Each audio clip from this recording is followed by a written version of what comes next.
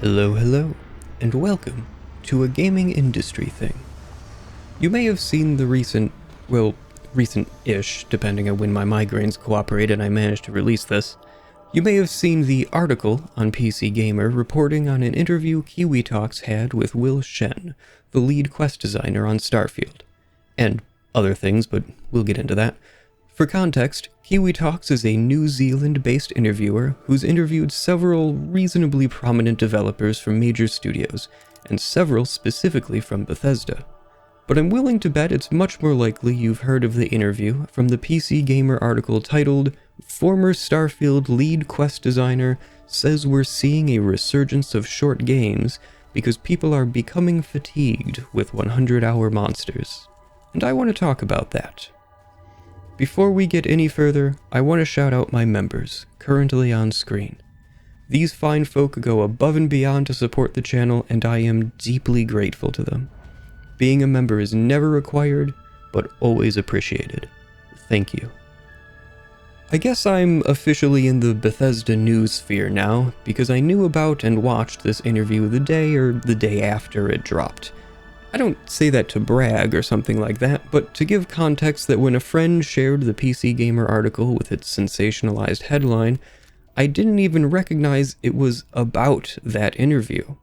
When I saw the link shared, I reacted to the headline, and I think it's worth peeling the headline apart because, honestly, it's pretty masterfully crafted to elicit an immediate reaction. Former Starfield lead quest designer says we're seeing a resurgence of short games because people are becoming fatigued with 100-hour monsters.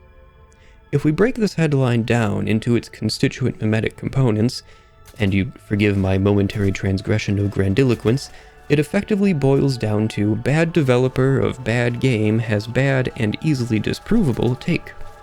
That's not a particularly charitable characterization, but well, modern headlines are what they are because we live in an age where clickbait pays the bills. But if we're being real, there's not many people that read articles past the headline these days. So it is this message, this sentiment, that becomes a repeated meme that spreads throughout Western gaming discourse. Bethesda is out of touch and blames Starfield's poor critical reception on anything but their own ineptitude. But that's not really what was said, either in the article or in the original interview. In my videos up to this point, I have avoided mentioning any developers by name. As I've said in one or two responses to comments, this has been an intentional decision. Especially within the Bethesda sphere, there are certain developers whose names repeatedly come up in popular discourse. Todd Howard, Emil Pagliarulo, Michael Kirkbride, and Shen gets a seat front and center in this video. And reaching into deeper, mostly historical crevices, you'll find names like Julian Lefay, Ted Peterson, and Vijay Lakshman, which I hope I'm pronouncing right. In broader gaming, the list of prominent figures of the industry quickly grows much larger. John Carmack and John Romero readily come to mind, but some old heads might even remember Robert Bowling, Cliffy B, and I'll name drop David Doak and Nick Burcombe just to make particular subsets of viewers very excited. They'll know why. My point is that while we're prone to idolizing or vilifying the efforts and innovations of individual developers, video games are very rarely the work of a single person, and something like Starfield, Skyrim, Daggerfall, Doom, Quake, Gears of War, Timesplitters, or Wipeout, that is to say, development that isn't independent, is never the output of a single individual's vision. It's difficult to even pin specific content onto specific developers. Even if a developer publicly takes responsibility for some discrete amount of a game's content, they were still not its sole author. Everything in modern games is touched and reviewed and second-guessed by people at all stages and levels of production. Like movies, games are a collective endeavor, the sum of the efforts of everyone that works on it. It's easy to point to Emil Pagliarulo and declare, "Bad writer. You are everything that is wrong with Starfield." But it's rarely, if ever, really that simple. Sorry to use you as an example, Emil. I assume you're kind of used to it at this point. Also, I'm going to come out swinging for you in a bit, so hold your ponies. Besides, while Starfield's writing is a disaster, the game's got a lot of problems before you even get that far. We, as gamers, are extremely fortunate in that we enjoy a great deal of access to the people who make the games we play. Many of the developers that are paraded before us at conferences and press briefings are pretty raw too, meaning they don't have professional media training. And that means what they say in interviews or just generally on mic or on camera can be messy. They're not politicians or marketing guys or presenters, they're just nerds. They make mistakes, they speak casually and use unclear language, they circle around concepts using too many words, and all of that opens them up to misinterpretation and recontextualization through the careful curation of sound bites. And that's effectively what's happening with this headline by PCGamer, which us gamers have scooped right up and we're just running with it as a perfect example of everything wrong with modern Bethesda. In the process, we're completely ignoring that it's a clickbaity distillation of the rambly opinion of a single developer stating their personal take, not a PR guy speaking on behalf of the company. Will Shen is even identified as a former employee right in the headline. But let's break that headline down because that's what people are seeing and reacting to. So, what does it say? Former Starfield lead quest designer. This immediately connects Will Shen to the... You know what? It's time for one of my patent-pending tangents. Starfield has what I can only call a mixed reception. And not in the way that Wikipedia will extremely generously describe a Metacritic score of 51 as mixed or average. Seriously, what's up with that? Gamers all know that 50 is an abject disaster. No, when I say that Starfield has a mixed reception, I mean that the professional critic score averages around 84, while the player score averages around 65. It's nearly a 20-point swing. Just gonna put that out there for your consideration. In any case, former Starfield lead quest designer immediately connects Will Shen to a game that is very popular to dogpile on, justified or otherwise. This primes the reader to associate anything he has to say with the perceived failures of Starfield.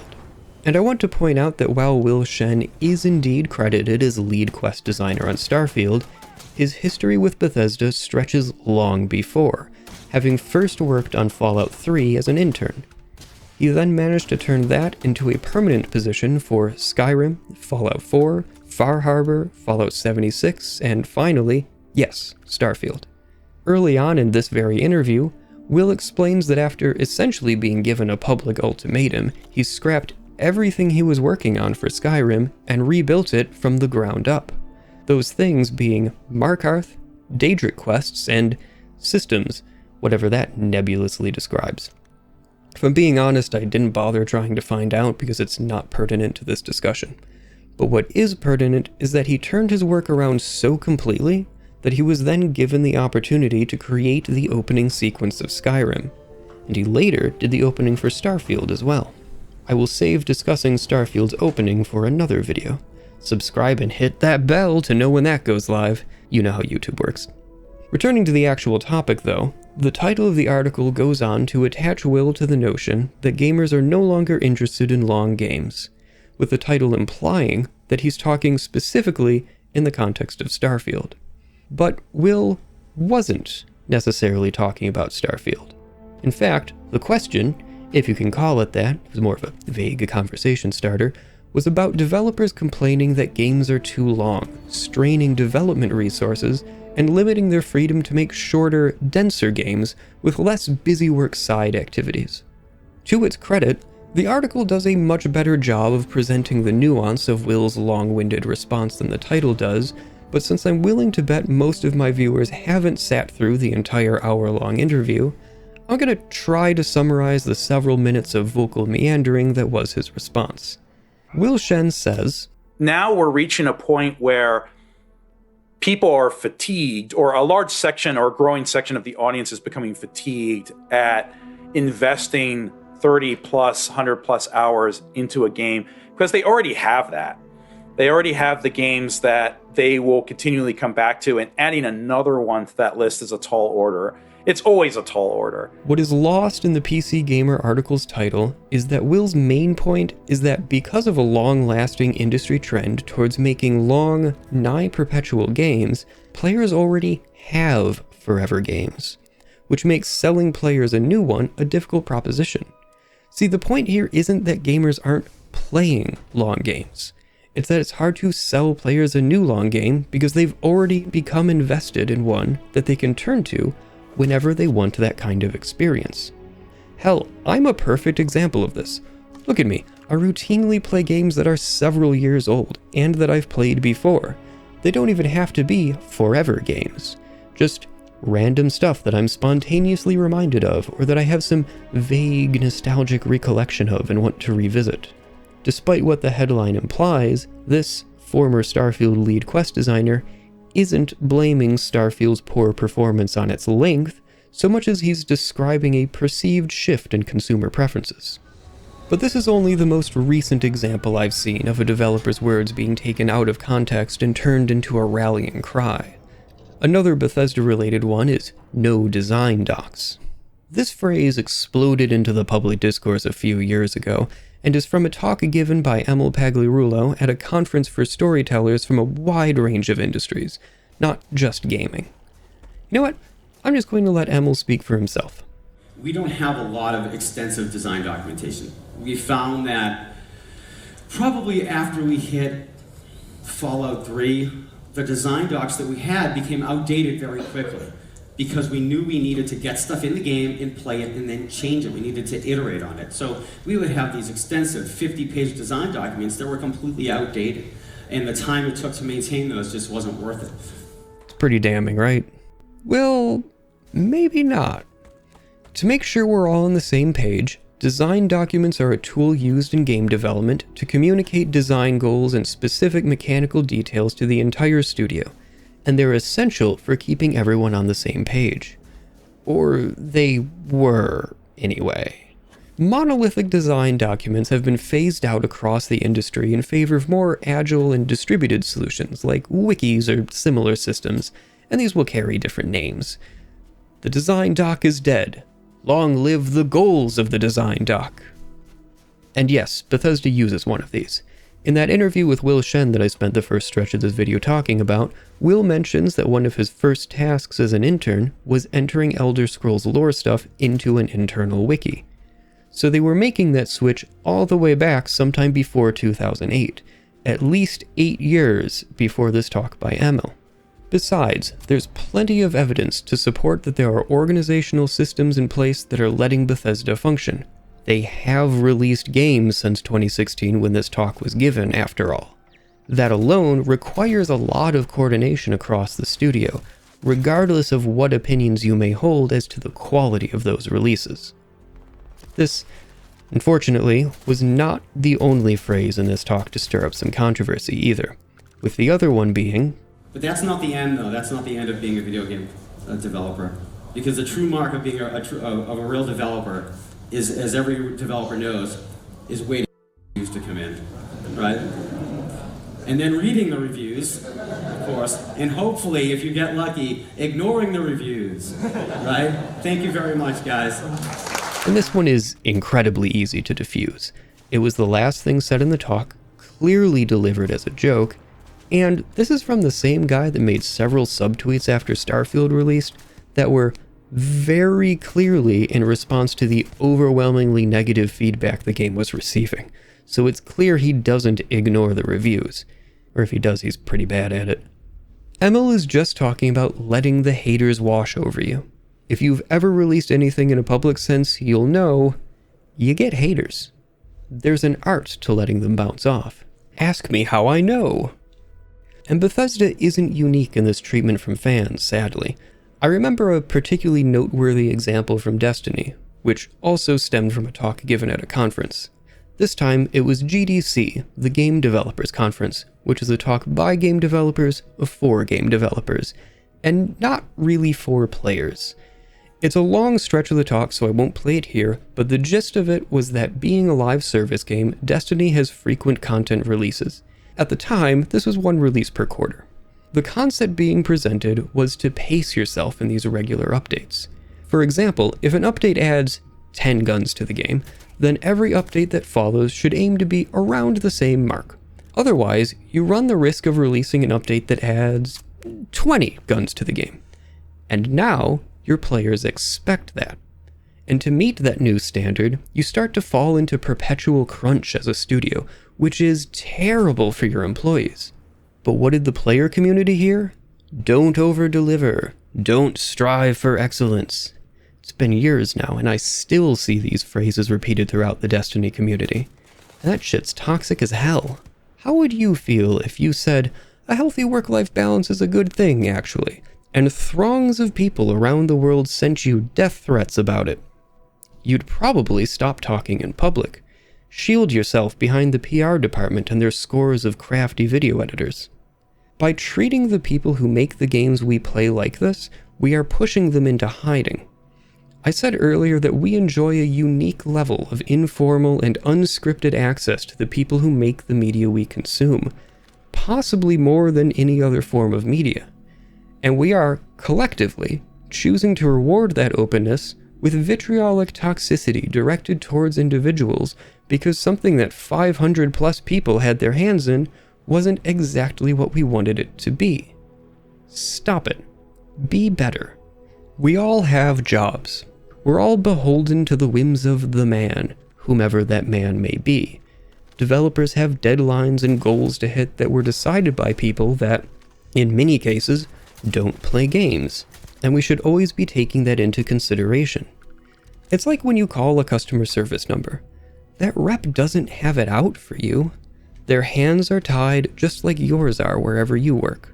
Remember the human, I think is the phrase. Games are never bad because an individual developer set out to make a bad game.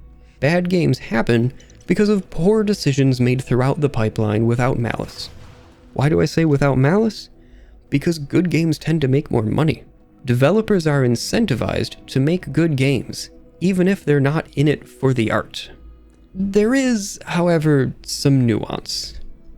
Enter Forza Motorsport 2023. Come on, you knew this was coming, right? Forza Motorsport 2023 is well known for its marketing campaign, which I shall detail with the following clip.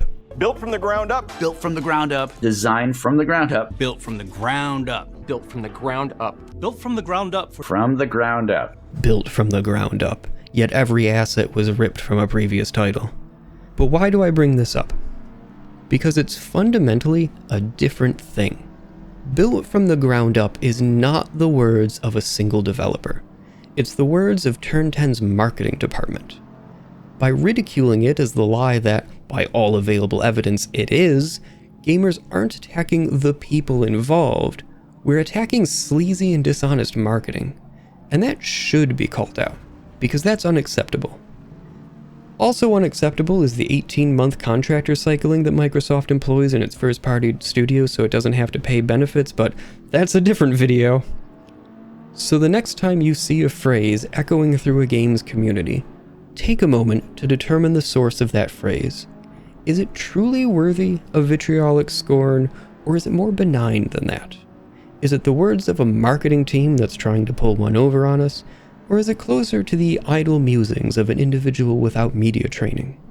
Whatever the case, stop sending death threats. That's not how we get better games. We get better games by fighting for better working conditions, fair monetization practices, and rewarding quality with open wallets. The open dialogues we're able to have with developers is precious. We shouldn't take it for granted. Being able to directly converse with the people that make these amazing experiences, to learn what goes into making them, or what the design goals of a project were, is an incredible thing. Let's not slam that door shut in their faces.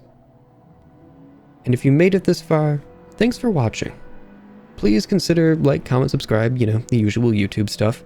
All hail the holy algorithm.